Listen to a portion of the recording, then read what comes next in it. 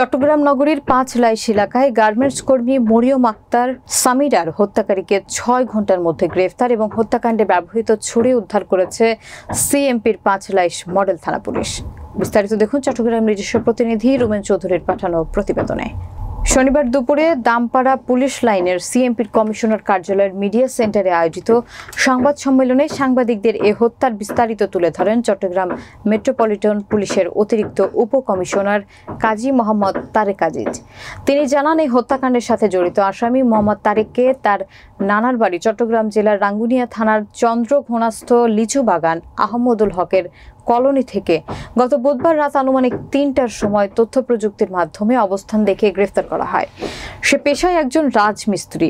নিহত মরিয়ম আক্তার সামিরা নামের একজন গার্মেন্টস কর্মী কিশোরীকে গলায় পরপর কয়েকটি ছুরিকাঘাত করে হত্যা করে এবং মৃত্যু নিশ্চিত হওয়ার পর হত্যাকারী তারেক সেখান থেকে পালিয়ে যায়, যা গতকাল বুধবার রাতে সেখানকার হাদু মাঝির পাড়ার মুসা বিল্ডিং এর সামনে সিসিটিভি ক্যামেরায় ধরা পড়ে।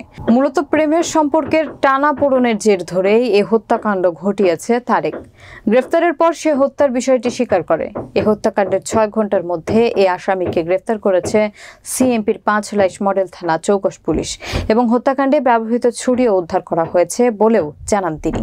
আসামির বিরুদ্ধে ভিকটিমের ভাই পারভেজ একটি হত্যা মামলা দায়ের করেছেন নগরীর ৫ লাইশ থানায়।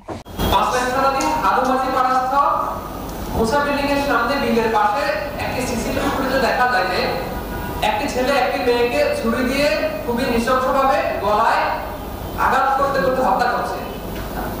হত্যা মৃত্যু নিশ্চিত হওয়ার পর ছেলেটি তার নানার বাড়ি রাঙ্গুনিয়া চন্দ্রঘোনাস্থ লিচু বাগান এলাকায় পালিয়ে যায়।